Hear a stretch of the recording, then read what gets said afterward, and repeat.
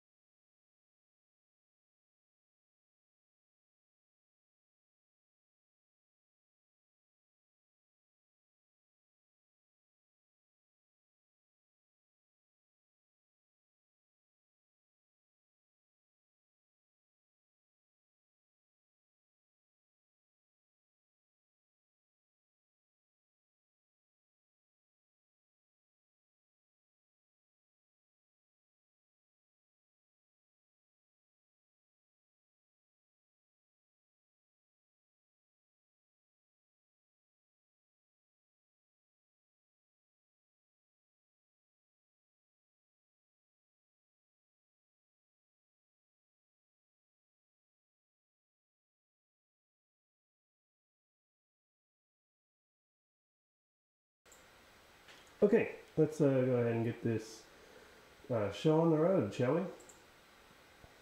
Hello and welcome back to Modular Mornings. I was out the last 2 days because I've been very sick with what I guess is some kind of flu. I don't think it is coronavirus, at least according to the home tests that I took. But I was feeling very sniffly, very scratchy throat. You might still hear a little bit of that today. And, you know, just kind of low energy. But I'm feeling much better this morning. So pardon the sniffles and the scratchy throat if you hear it. But let's go ahead and get into today's lesson. And I'll be doing 2 makeup videos for the ones that I missed Wednesday and Thursday. Starting tomorrow, I'll make 2 extra ones. So if you remember where we left off, we added in some movement using volt per octave tracking and the Darius random module to create some more interesting melody and moving bass line. And we added in a couple of other effects like delay to make our composition, if you want to call it that, a little more interesting. So here's what that sounds like from where we left off.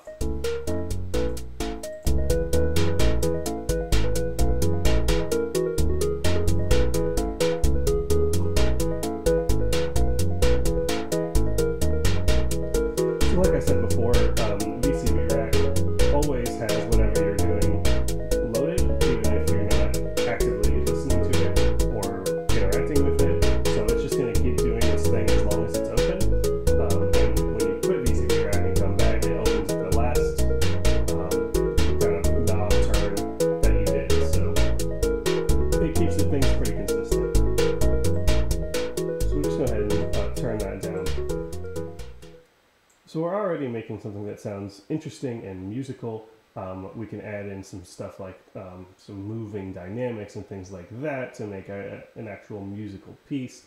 But what we're going to focus on today is probably where the a small portion of the Modular Mornings viewing audience, if there is one, will break off. I'm going to show you how to use something like a MIDI input device or even a CV input device, if you have one, to manipulate knobs in VCV Rack from an external device. So if you have, you know, a little an Akai or however you pronounce that, little drum pad, you can use that. If you have a MIDI keyboard, like something from Arturia, you can use that. But VCV even lets you use just a regular QWERTY keyboard. So that's what we're going to do today. We're going to hook up a VCO to a QWERTY keyboard. We're actually not going to interact with anything we've done so far. We're going to create a new mixer. We're going to create a new everything just so we can show off that functionality and show you kind of how that works. We'll also hook it up to just like a little, I'll make another quick little snare drum or something to show you. You can also hook it up to that. And that's what we're going to focus on today. So that will cover pretty much all of the basics that you would need to start making music on your own. And then we'll start getting into some more creative and interesting modules moving forward. But if you're someone who just wants to know the very basics, wants to know how to hook up a MIDI keyboard, use some of this more iterative modular stuff to form a backing track and then just play around, this is probably where you're getting off the boat. So we're going to just go ahead and create a new row like we always do. So we've got our VCO, we've got our VCF, we've got our ADSR, and we've got our VCA. Again, this is just using the regular modules that come with VCV Rack. There it is. And then we're going to use a new mixer. So we're just going to go ahead and open up that mixer. As you can see, they just kind of just show up where they feel like. And then, so that's all the components that we would need to make something that has a normal sound. But what we're going to do this time is we're going to add in one more, which is this MIDI to CV input. So what we have here is it allows an external device like a MIDI controller to give out CV signals. If you'll notice some of these other modules that are down here, we have MIDI to CC, we have MIDI to gate, we have a MIDI mapping one for that's much more complicated if you have a whole like little desk setup where you have knobs and stuff that you can turn. Like for instance, if you use it a lot for producing, you can use that. And then we've got CV to MIDI, CV to CC, CV to gate. But the one that we're concerned with today is MIDI to CV. So we have our MIDI to CV. If you click here, you see it has, MIDI input. It's got a bridge, which I don't know what it does. It's got computer keyboard, and it's got gamepad. So if you want to hook up like an Xbox controller, you can do that. But we're going to do computer keyboard today. And we're just going to select this keyboard. We can also use the numpad. That's more helpful for something like a drum machine. You hook it up to the numpad input. So we'll just put our volt per octave from the keyboard to the volt per octave in our VCO. We'll take our gate from our keyboard into our gate into our ADSR. All this other stuff we don't really need right now. Let's turn this down to start with. Okay, and then we're going to just do a square out for now. We're going to do our ADSR output into our VCA linear. Let's turn the attack down so it's like a nice quick piano press. We're going to do our low-pass filter output from our VCF into our VCA input. We're going to do our output into our mixer. And then we're going to take our mixer out and put it on left number 1. It won't accept it because there's another cable there, so let's just take that one off for now. We're not, like I said, we're not going to use that today, so that's okay. All right, so now when we press a button on our QWERTY keyboard, we should hear a corresponding note coming out of our left channel. By default, the keyboard starts with middle C on the Z key, and then it goes like a piano from there. So S would be C sharp, X would be D, D would be D sharp, C would be E, etc., etc., etc. if you're looking at a keyboard. So let's go ahead and see how that sounds. So it's there, but it's really quiet and it's really high pitched. So let's turn this down even more. That's a start. Let's turn our frequency up.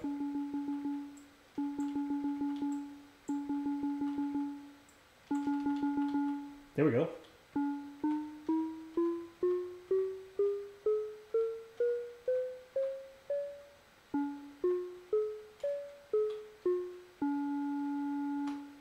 And because the QWERTY keyboard is acting as both our volt per octave and our gate, if you press a note and hold it down, the key holds down, and when you let go, it lets go. There's a little bit of delay, I think especially so when you're doing the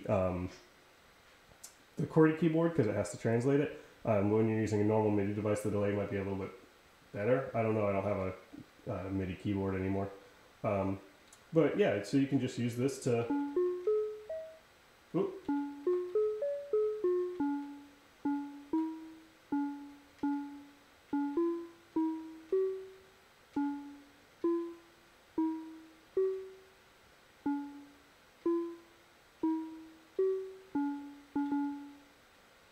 Right, just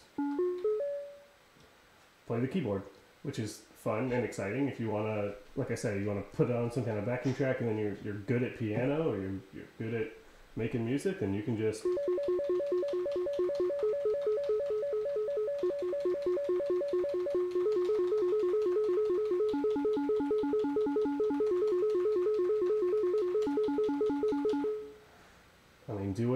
do whatever it is you feel. So like I said, you can do this exact same thing to make drum sounds. Let's just go ahead and pull in our white noise. And we're just going to take off the volt per octave, and we're going to put on our white noise like we've done before. We're going to turn that release down, we're going to turn that sustain and decay way down. And now, let's turn this back up because we like a snare drum to be a little bit higher pitched. So if you remember, we also have the trick where we do this.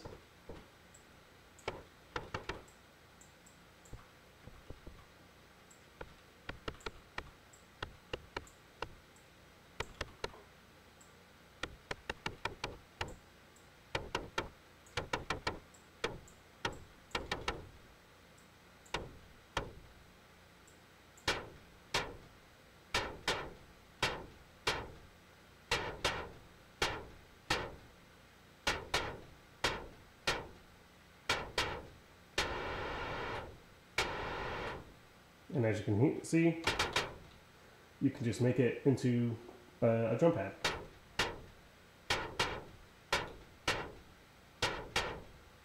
And that's pretty simple. So you can put that obviously to anything that you want in the sequence. We can take our volt per octave back off. We can turn this back down and go.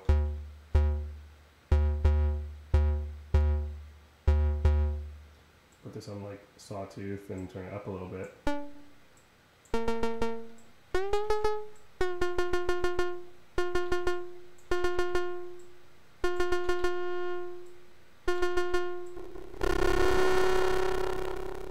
Oh, weird. I don't know what I did, but it didn't like it. Kind of cool. It really doesn't like whatever it is I'm doing. Oh. Back to normal. You don't have to hook it up to an actual note tracking, and yeah, so there it is. That's I think going to be the lesson for today, is just showing off that MIDI to CV conversion. Hopefully that helps you understand kind of the basics there. If you're using another device, obviously you're going to want to use, instead of the computer keyboard, you're going to want to use the MIDI function, and then try and map that out. You might need to use that MIDI map module, which is this one here, where you say, here's my device. It won't show. And then you can kind of map your modules there. You can write notes as to what pad is each of the is each of the MIDI commands, because it doesn't totally make it clear. So if you use something like a MIDI to gate, right, which is what you'd normally use for something like a drum pad. So here's your drum pad grid that you have here, your 16 pads. Each of these corresponds to one of the pads on your MIDI device, but it might not necessarily be the one that you think it is. So bottom left might not be bottom left. But if you need to use the MIDI map, you just use the MIDI map and figure that part out. But yeah, that's going to do it for today's episode. Hopefully you learned exactly what you needed to learn in order to make something musical. I'm just going to go ahead and take that back off and put our original sound back on. And then we don't need any of these modules anymore, because I'm not going to be using them, because I personally don't like to use keyboard commands for VCV. I like to let the modules do all the work for me. So that's going to do it. Hope you guys enjoyed this episode of Modular Morning. And like I said, I'll make some Make Good episodes this weekend. So thanks for coming and hanging out. Okay. Bye.